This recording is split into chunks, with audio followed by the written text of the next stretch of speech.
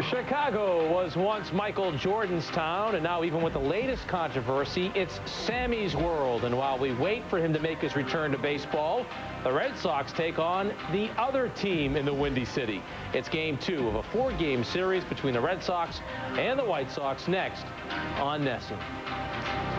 Good evening, everyone, and welcome to the Boston Globe pregame report. I'm Bob Rogers alongside Bob Tewksbury. Yes, the White Sox do still live in the shadows of the Cubs, even though they usually have more success than the Cubs. That's just the way it is. Last night, though, the White Sox beating not just the Red Sox, but also Pedro Martinez. Well, they did, and they got a terrific pitching performance from Mark Burley, and one that his record would not have indicated that was coming toward the best hitting team in baseball, and indeed it was. He pitched a great game. He kept the hitters off balance, and he was aggressive being the pitcher. He kept control of the pace of the game.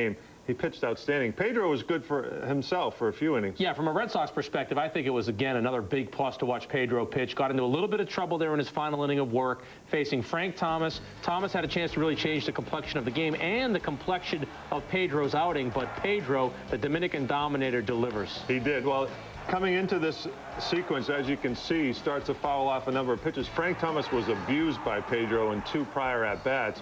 I think Frank went up there with the bases loaded and on a mission. Here's a battle of 2 all-star players, a very good hitter and a tremendous pitcher, as we all know. Pedro made a mistake on that slider prior to that pitch. Then he decided to come in with a fastball a couple more times. And Frank keeps fouling him off. Great command by Pedro to keep the ball away. And you can see the pitch count there was one that he was going to be close to being out of the game. Frank wasn't ready for that curveball. That's the old jelly leg curveball. And that's what you have to do to pitch to Frank Thomas. Throw the fastball, get him with the breaking ball with 2 strikes. He's not a bad breaking ball hitter early in the count. Kind of ironic that in Pedro's first comeback game of the year, the Red Sox score all those runs. He has to leave the game. This game, he can qualify for the win, but they have no offense because the White Sox shut him down. They did, and that's what happened early in the year. You know, Pedro was pitching so well and didn't get any run support. Well, this guy, Mark Burley, what a job he did, changing speeds, getting the Sox hitters out in front. He only struck out 3, but he did that with a breaking ball. And as I said, when a pitcher pitches fast and throws strikes like a Greg Maddux or, people along that, Billy Swift used to do that, they take control of the game. They make the hitters be on the defensive, and that's something that he did last night very well. You shut down this lineup. You're doing something in a big way. The Red Sox lead the majors with a .296 batting average and held last night to just 5 hits for only the 4th time this season. So you accomplished something against this lineup. You've done some good work, and tonight, Bartolo Colon, it'll be his challenge. Well, and I think, the next couple of nights, the Sox have a challenge as well. Colon is still a power guy. He's, as we were talking about prior to coming on the set, Bobby, he's a free agent at the end of the year. He's been with 3 teams in 3 years. You wonder why that is, but this guy is a power guy. His hat comes off right there. He's throwing so hard. He's going to be command. He's 3rd in the league in innings pitched. He's going to give him a chance to win. He's gone into the 9th in his last 2 games. The rumors persist again that the Red Sox are interested in his services. Who wouldn't be interested in his services? And I think it's pretty clear the White Sox have to deal this guy. He's a free agent at the end of the year. I don't think anybody thinks Chicago is going to get back into this race. It's a team in turmoil, so you just wonder, where will Bartolo Colon end up? Well, that's why you sign players like that. You know, the White Sox probably, knowing Jerry Reinsdorf, did not want to take on a salary of $8.5 million from Colon. But what he did know was that he wouldn't be there at the start of the year. He gets the good free agent pitcher that he can obtain other players through a trade. He's hanging on to him until the price is right, and then you're right, he's going to dump him. So we'll see if maybe he's auditioning a little bit tonight. We're going to talk a little later, too, about Tom Gordon. Some wondered if he was auditioning last night against the Red Sox as well, and we'll talk about that with Jerry Remy. But, Tukes, we talked about it last night on the post-game show, and I think all throughout New England, every time John Burkett pitches, we all say, is he pitching for his job? I think it's the story again tonight. Well, you've been saying it for about a month now. We'll see. Sometime you're going to be true. It's going to be right. But, Berkey had the benefit of coming in his last start with a 7-run lead in the 4th inning. Taylor built for a starting pitcher to get a win. My God, that was a shame. But he did, and he pitched well. He pitched 6 innings, gave up 8 hits and a run. Tonight, the competition's starting to come around him. Roop's here. people are on the They're DL. extending Robert Person to become a starter. Becoming a starter. There's all kinds of things on the perimeter that's starting to happen. So this is a big game for him. You wonder where it will all wind up. Let's head to Chicago now and bring in the third member of our team. It's Tom Caron standing by with the Boston Globe's Nick Cafardo. Tommy. Bob, thanks very much. Bartolo Colon, indeed, a topic of conversation today, but maybe a different outlook from Grady Little. Talking to him earlier today, Nick. Yeah, it's funny. He had some memories from Cleveland. He sure did, yeah. I mean, I guess Bartolo Colon told him a story about when he was a kid in the Dominican, and back then he used to have to throw these heavy rocks up to these coconut trees, you know, to get the coconut down. And I can vouch for the fact that does happen. With my trip to the Dominican several years back, I saw kids trying to do that. But that's why he has that strong arm. He's kind of a throwback guy. I don't think he'd have to twist Grady's arm if he became available to the Red Sox. Yeah, I remember John Cumberland growing tomato plants in the bullpen. Grady said maybe it's not a bad idea to put some coconut trees There out. you go. There you go. He's a terrific guy. He's got, what, 5 complete games or 3 complete games this year? I mean, he's a throwback type of guy. Meantime, Pedro Martinez, the day after, all is well. Yeah, he seemed fine. He said he felt good, and even said last night that he could have gone a little bit longer. And so it's a great sign that he's slowly but surely moving on up to the 100-pitch, 7-8 inning mark, which is what you want him to be. Expected to make his next start, which would be Sunday at Philadelphia, or Saturday at Philadelphia. That's right. That's right. Meantime, offensively, Jeremy Giambi, a rare sighting of Giambi's name in the lineup today. Well, yet another chance for him to really start to come out of this thing, just like David Ortiz came out of his slump earlier in the year, and the Red Sox would like nothing more than for this guy, who was really an on-base percentage machine last year for both Oakland and Philadelphia, to come back and really have a good second half. And I know Giambi was saying that he's been hitting the ball hard lately, and he feels that if he can just get a break or two, that he can come out of this thing. Because you are virtually getting to the point where the Red Sox are going to have to decide if they can put him in this lineup at all. Yeah, exactly. Plus, you know, it's also getting to the point where I think you need some defensive help, too. You need a defensive outfielder. You have a lot of pinch hitters available to you, but you need someone that you can put in the lineup defensively after you pinch hit for someone, which they don't really have a lot of.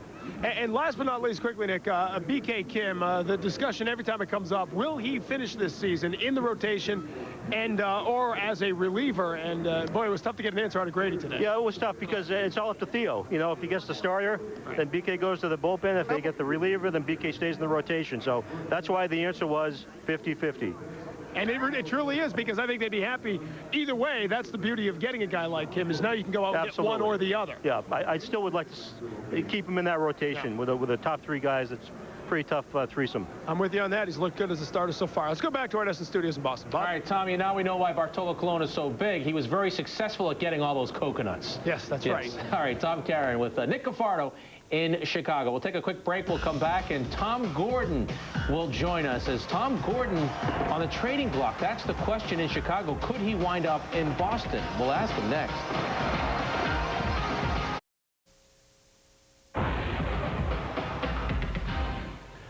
Well, the Red Sox in the middle of a very tough schedule. They're playing 33 games in a matter of 34 days before the All-Star break. Tonight trying to bounce back after last night's loss against the White Sox. Now, the man on the mound at the end of the game, quite familiar to Red Sox fans. Tom Gordon saved 46 games in an All-Star season back in 1998, but of course injury derailing Flash. But he's on his way back, and you know what? Perhaps could be on his way back to Boston as well. Here's our Boston Globe player profile. Thanks very much, Tom. A save last night. Your first in a couple years, hard as that is to believe. The velocity was good. You say you felt good. How good did it feel to get out there and get that save? Yeah, it felt very good, you know. The first time I've gotten a chance to save a game in a while where I felt very, very good as well as felt healthy, you know. And I think that's been the positive for me, is that, thank God, I feel healthy. I feel good. Just wanted to tone things down. Just wanted to have fun last night and was able to do that. It's been a long time since Boston now. A lot of water under the bridge, I guess you'd say. But, you know, go back to 1998. You reeled off those 43 saves in a row. On top of the world as far as closing goes. How much fun was that season for you? It was very fun. We had a very good team. We played well. The most important thing was that we had fun together. We enjoyed each other. And every day, you know, we went about our business. We played the game well, and a lot of good things happened for our team. I had a very good supporting cast, and, you know, trust me, our bullpen was fantastic. Our starting rotation was great, and we all got the work that we needed. So it was great for us, because everybody down in that team that year, 98 and even 99, done a great job. It's hard to believe that was your first full season as a closer. You rolled right into 99, 11 saves to start, then the injury came. How often do you think back to that point and think of everything that changed? Well, as of lately, I haven't been thinking about it as much at all. You know, I think over the course of the last couple of years, I've been more or less thinking about trying to get back healthy and really concentrating on what it's going to take for me to get to that point where I can throw the ball effectively as well as feel good and feel like I felt in 98. So, but, you know, good things have happened, and I've been blessed to get to that point today. Last night was save number 99. I'm sure you know, only 13 pitchers have 100 wins and 100 saves. As you close in on that, have you looked at that list at all? Have you thought about what that means? I looked at that list once, and that's a great achievement. You know, I think those guys done a wonderful job, and the guys that are on that list, you know, achieved a lot of great goals and done great for the game. So, you know, I haven't thought about it. I'm trying to keep it off my mind as much as I can, but, you know, I know it's there. My family knows it's there, and it's, you know, it's going to be big for me when that day does come. So right now I'm just going to, like I said, concentrate on what I do best, and that's try to get guys out and have some fun on the field. Rumors are what we do in the media. One of them is you coming back to Boston. I won't ask you to comment on that. It's not something you have any control over. But let me just ask about your recollections of Boston. And if it presented itself that way, would you have any objections to going back to Boston? Well, you know, I love Boston. I really do. I love Boston, and I love playing for the Red Sox. I had a great time there. I love the guys that I played with, and a lot of good things happened for me in Boston. And, you know, it's where it all started. So, of course, you'd love to go back to where things happen for you, good things happen. You learn the game. You know, I had a lot of fun there. My family loves it there. So, you know, of course, man, my heart's always on the East Coast. So, but, you know, we'll see what happens. If the opportunity presents itself, we'll see what happens. Tom, thank you. Thank you. Thanks for having me. Tom Gordon, no flash in the pan here in Chicago. Let's go back to Boston. I get it. No flash in the pan. And certainly on his way back, healthy again, and impressive last night to watch him throw in the mid-90s. We'll get Bob Tewksbury's take along with Jerry Remy a little later in the show to see if these guys think he'd look good in the Red Sox bullpen. But up next, Gordon Eads joins us from the Boston Globe to talk baseball about other action, including quite a lefty down in Florida. It's a one-hitter. A one-hit shutout complete. And now it's time for our Mike's Hard Lemonade discovery of the day. And 43 years ago today, Ted Williams becoming, at the time, just the fourth player in Major League history to hit 500 career home runs. The record-setting home run was a two-run shot off Win Hawkins, and it helped the Red Sox beat the Cleveland Indians 3-1 at Municipal Stadium. Time to bring in Gordon Eads of the Boston Globe to tell us about a young lefty, Gordon, that's really making some news in Florida. Dontrell Willis, Bob, 21 years old, pitched a one-hitter last night. I think he had a tease to it. The only hit, a ground ball by Ty Wigginton of the Mets. Cliff Floyd struck out 3 times against Willis. Tukes, I don't know if this guy's motion reminds you of anybody, but where's he looking? Right field before he comes to the plate? He's a hooker, a rapper. He's all over, but he's 6. Look at that, 6'4", 195. He's not a model for pitching mechanics, but he's left-handed, so that works. And, you know, Cliff Floyd, who played for the Red Sox last year, he struck out 3 times against Willis yesterday. He said, you know, the guy's all arms and legs with a head on his shoulder. So, you know, Jack McKeon is talking about him as a, you know, the kind of fresh new face you'd love to see in an all-star game. I mean, he's certainly pitching that way right now. He's won 5 in a row. He's 6-1 overall. This is a kid who was minor league player of the year in the Sporting News last year. Called up from Double-A May 9th, and really making some noise down in South Florida. Yeah, only 21 years old. At least they have somebody to cheer for down there. I like his antics, too, Gordon. I mean, he's kind of a little bit like the Perez brothers. Well, you know, it's funny. One of the analogies that was made was to Fernando Mania in L.A. when Valenzuela first came up. And, of course, you know, Fernando always looked to the heavens before coming to the plate. Big difference there is Fernando was getting 40,000 a night. You know, in South Florida, they're lucky to get 6,000, 7,000. Yeah, it's still a shame down there. I want to ask you about what's going on in the Bronx. The Yankees, by the way, lost today. They got pounded by the Devil Rays, so I'm sure George isn't happy about that. But apparently George Steinbrenner doesn't want Stick Michael to go anyplace, especially across town to the Mets. Well, as you remember, guys, I mean, Stick Michael's name came up as a candidate for the Red Sox job. And believe me, he would have loved to have come here. He certainly would have loved to at least have had the opportunity to be interviewed by Larry Lucchino.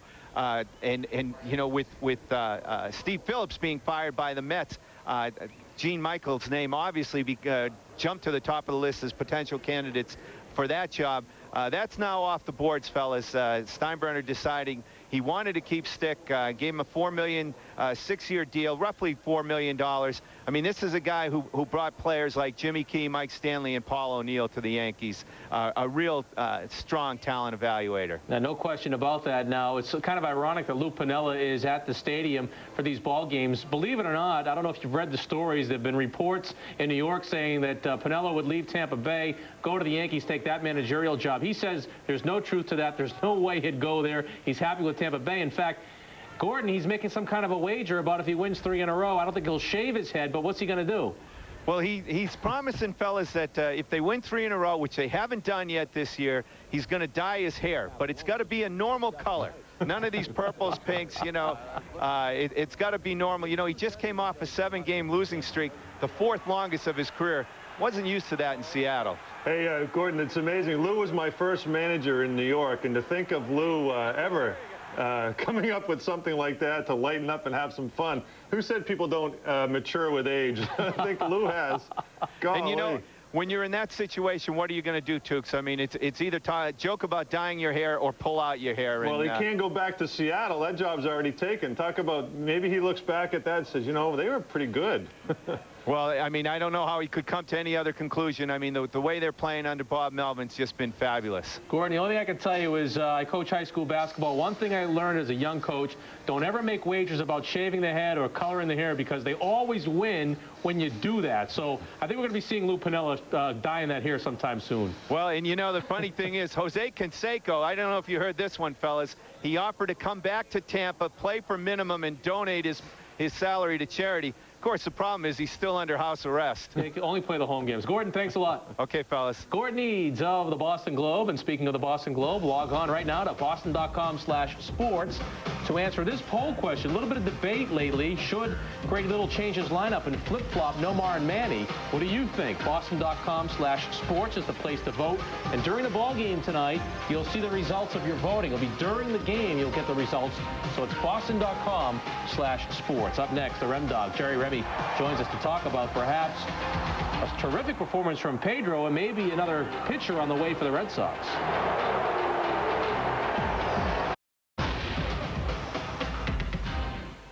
All right, time now for the triple play. Bob Rogers, Bob Tewksbury here in Boston. Jerry Remy is in Chicago, where last night Pedro Martinez was on the hill again. First, Rem, just your take on how Pedro pitched.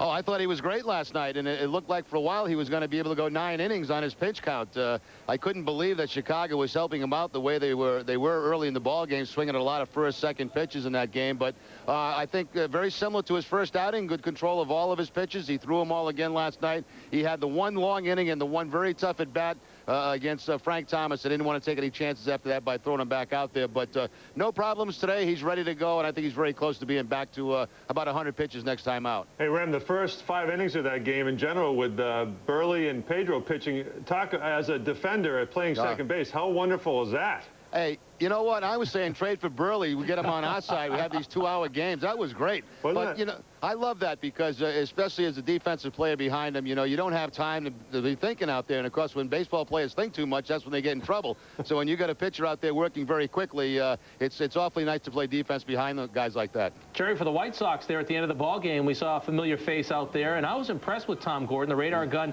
mid-90s. We know he has a good curveball. If this guy's healthy, I would imagine there's going to be quite a market for him. Well, Bob, that's the first time I've seen Gordon in quite some time. Obviously, he's been in the National League, and I was very impressed last night. 96 miles an hour with the fastball, and he's always had the very good curveball. So, you know, I went to Hawk Harrelson today, and I asked him, I said, you know, has he been pitching like that all season long, and can he go 2 or 3 days in a row? And he says, absolutely. Now, I don't know if Hawk's trying to make a trade here, but the fact is, you know, he says, no, he's got it back, and he's been looking very good. And he says a lot of the tough outings he had have just been base hits that have been, you know, seeing eye base hits. But he looked like Tom Gordon, who was closing games for the Red Sox a few years back. And he may be somebody you might want to keep your eye on for our bullpen. He really did, Jerry. You know, if Hawk was still a GM, I'm sure he'd trade him. Yeah. We could probably get him a couple of cowboy boots and he'd throw him in on the side thing later. I got a deal for Hawk. Give him some golf balls. Well, how about this? How about Cologne and Gordon in a deal? What would that do? Well, you know, that wouldn't be too bad. Yeah, Red Sox got their work cut out for them in this series. You know, yes, really last night pitched very well. Cologne is we know what he is and what he's capable of doing. And, of course, tomorrow night, Loiza, who's got the best ERA in the American League. I'm kind of anxious to see that. So it's not going to be an easy series for the Red Sox. I want to ask both you guys quickly about this business of letting pitchers work on their side day, like we saw Ryan Roop last night. Byung-Hyun Kim did it earlier this season. Do you have a preference for it? I mean, the Red Sox were basically forced into that move last night, Jerry, right? Well, I think so, and Bob can certainly answer this better than I can. Personally, I don't like it. You know, I think it's a tremendous amount of difference pitching in a live game where it goes on your record and you're facing real batters and throwing on the side when you're out there just working on stuff. So I personally don't like it, but I don't think they had any option last night. You had two guys that were completely unavailable for Grady Little in that game, and when Pedro started, he felt Roop was the best option to go to get that game finished. Obviously, it didn't happen last night. He made one bad pitch to allow the home run, but on a whole, and Bob can answer this better than I can, I don't personally like it. Well, Jerry, you make a good point. Everyone recovers differently from that type of situation. I myself would have liked to do that because I recovered quickly. So it's up to the pitcher individually, but as you're right, they were in that situation last night. They had to make that move. All right, Jerry, thanks a lot. Okay, Bob. Jerry Remy in the booth tonight with Don Orsillo. Tomorrow on the Boston Globe, this is what you'll be reading about in your Boston Globe. The Red Sox and White Sox in Chicago. Jackie McMullen on Red Sox #1 draft pick David Murphy's pro debut. And Lowell, it's all in the Boston Globe tomorrow.